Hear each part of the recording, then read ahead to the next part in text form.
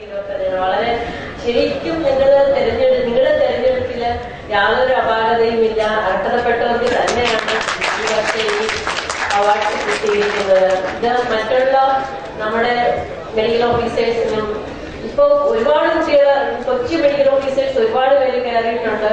അവർക്കൊക്കെ ഇതൊരു പ്രചോദനമാകട്ടെ എന്നും അവര് നിങ്ങളുടെ പാത പിന്തുടരട്ടെ എന്നും ഞാൻ ഈ അവസരത്തില് അനുമോദനത്തോടു കൂടി തന്നെ പറയുകയാണ്. അവർക്കും ഈ ഒരു പാത പിന്തുടരാനുള്ള ഒരു പ്രചോദനം ഉണ്ടാകട്ടെ എന്ന് ആശംസിക്കുന്നു.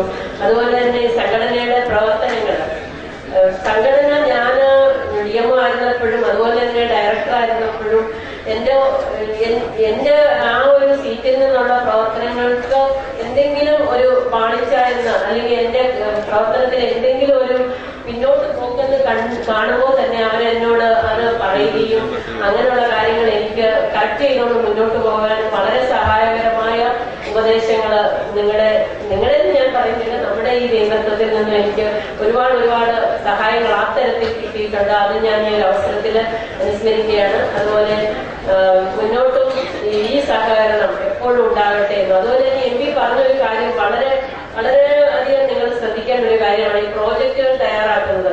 ഇതിപ്പോ ഞാൻ ഡയറക്ടർ ആയതിനു ശേഷം എനിക്ക് പ്രോജക്റ്റ് തയ്യാറാക്കാനായിട്ട് നമ്മുടെ പ്ലാനിംഗ് സെക്ഷനിലെ ആ കുട്ടികള് അവരുടെ ആ പരിമിതമായ അറിവ്, അവര് വലിയ പ്രോജക്റ്റ് തയ്യാറാക്കി അവർക്കൊരു രീതിയില്ല.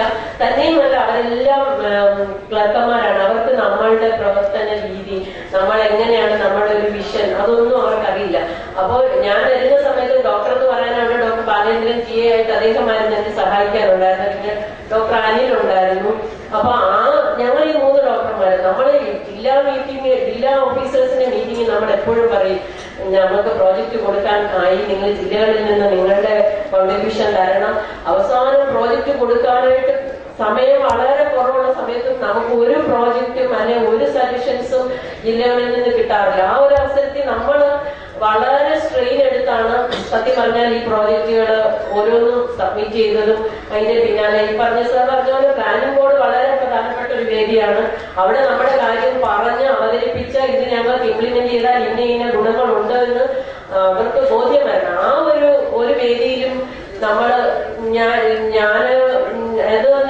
ആ ഒരു പ്ലാനിങ്ങിന്റെ ആ ഓഫീസിലെ ടീമും നമ്മുടെ സപ്പോർട്ട് ചെയ്യുന്ന ഡോക്ടേഴ്സും മാത്രമാണ് ചെന്ന് അവരോട് പറയുന്നത്. സാർ പറഞ്ഞ വളരെ പ്രധാനപ്പെട്ട ഒരു കാര്യമാണ്. അതുകൊണ്ട് സംഘടന ആ കാര്യത്തിലും കൂടി ശ്രദ്ധിക്കണമെന്ന് ഞാൻ ഈ അവസരത്തിൽ പറയുകയാണ്. സംഘടനയുടെ എല്ലാ പ്രവർത്തനങ്ങൾക്കും എല്ലാവിധ ആശംസകളും ഈ സമ്മേളനത്തിനും അതുപോലെ എല്ലാ വിദ്യാശംസകളും നേർന്നുകൊണ്ട് നിർത്തുന്നു. നന്ദി.